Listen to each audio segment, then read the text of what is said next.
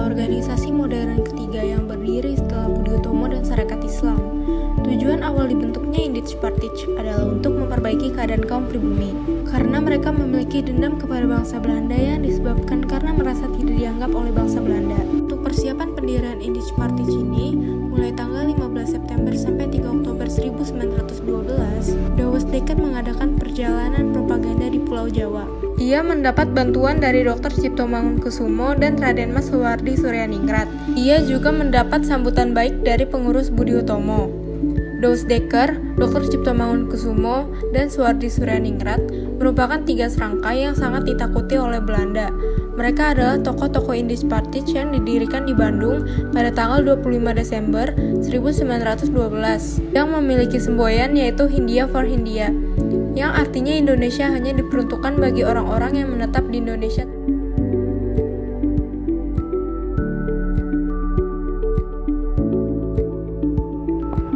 Tokoh pendiri Indispartij dikenal dengan sebutan tiga serangkai yang terdiri dari Ernest Douwe Dekker, Raden Mas Suwardi Suryaningrat, dan Dr. Cipto Mangunkusumo.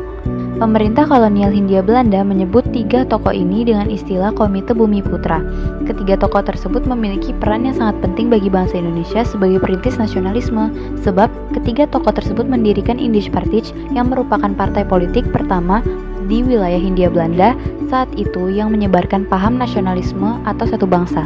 Ernest Douwe Dekker merupakan ketua atau pemimpin dari organisasi Indispartij. Dalam kontribusinya dalam organisasi, Douwe Dekker mendaftarkan izin Indispartij pada pihak Belanda, namun ditolak karena organisasi Indispartij dianggap berbahaya bagi pemerintahan Belanda. Selain itu, beliau menantang pemerintah Hindia Belanda lewat tulisan-tulisan tajam. Beliau mengkritisi politik memecah belah pribumi, Indo, dan Priai. Raden Mas Suwardi Suryaningrat atau yang lebih dikenal sebagai Ki Hajar Dewantara merupakan wakil ketua dari organisasi Indispartij. Dalam kontribusinya dalam organisasi Indispartij, beliau menulis artikel berjudul Als ik Nederlands was, yang artinya seandainya saya seorang Belanda, sebagai bentuk kritik yang sangat tajam terhadap rencana pemerintah kolonial Belanda untuk menyelenggarakan 100 tahun kemerdekaan Belanda. Akibat esainya tersebut, maka Ki Hajar Dewantara kemudian dibuang ke negara Belanda selama 6 tahun dari tahun 1913 hingga 1919. Dr. Cipto Mangunkusumo merupakan salah satu pendiri dari Indispartij. Beliau bersama anggota Indispartij lainnya berperan dalam aksi propaganda anti-Belanda yang mereka tuangkan dalam artikel di harian Die Express berjudul Kaars of Vries yang mengungkit tentang rasa ketakutan, kekhawatiran, serta kekuatan yang tentunya berisikan sindiran terhadap pemerintah Belanda. Apa saja sih tujuan Indispartij?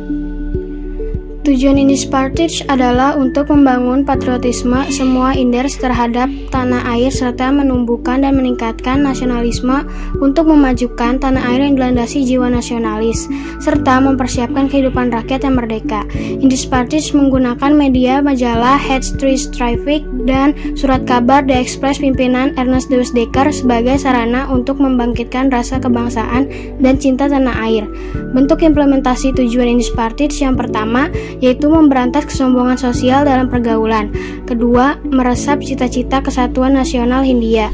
Ketiga, memperbesar pengaruh pro-Hindia dalam pemerintahan.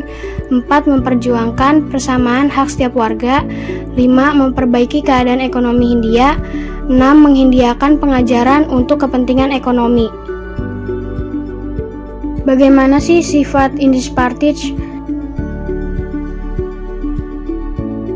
Sifat perjuangan organisasi Indispartij yaitu Indispartij sangatlah nasionalisme sekali, sehingga organisasi ini dapat membangkitkan semangat nasionalisme masyarakat Indonesia.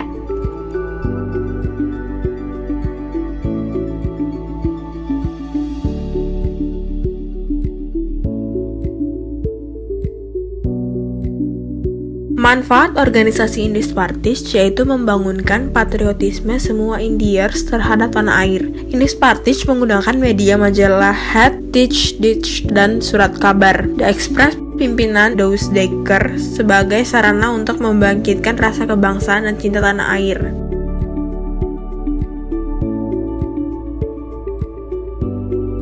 Akhir dari Indis Partij, 3 serangkai hanya berkiprah selama 1 tahun, yaitu semenjak 1912 hingga 1913, karena pemerintah kolonial menganggap mereka sebagai ancaman keamanan dan ketertiban. Awalnya mereka akan dihukum dengan cara diasingkan ke Pulau Bangka, namun terjadi perubahan dan mereka diasingkan hanya ke negeri Belanda. Sepulangnya menjalankan masa hukuman, ketiganya menempuh jalan yang beragam. Cipto Mangunkusumo menempuh jalan politik yang berliku, seperti partisipasi dalam Algemeen Studio Club atau ASC, yang nantinya menjadi cikal bakal Partai Nasional Indonesia atau PNI. Ernest Francisco Eugen Dues juga menempuh kegiatan politik yang beragam. Suwardi Suryanti melanjutkan perjuangannya melalui pendidikan dengan pendirian organisasi nasional Onderwijs Institute atau Taman Siswa. Dengan diasingkannya ketiga pimpinan tersebut, maka secara organisasi Indis Partij tidak berperan lagi dalam pergerakan nasional Indonesia. Lalu Indis Partij berganti nama menjadi Partai Insulinde, yang kemudian tahun 1919 berganti nama menjadi Nasional Indis Partij atau NIP. Dalam perkembangannya, partij ini tidak mempunyai pengaruh terhadap rakyat, bahkan hanya merupakan perkumpulan orang-orang terpelajar. Meskipun begitu, Indis Partij merupakan organisasi yang meletakkan fondasi penting bagi nasionalisme Hindia. Organisasi politik ini jauh lebih radikal dari Budi Utomo. Di usianya yang singkat karena dipaksa bubar oleh Belanda, Indis Partij berhasil menyuburkan semangat dan juga harapan.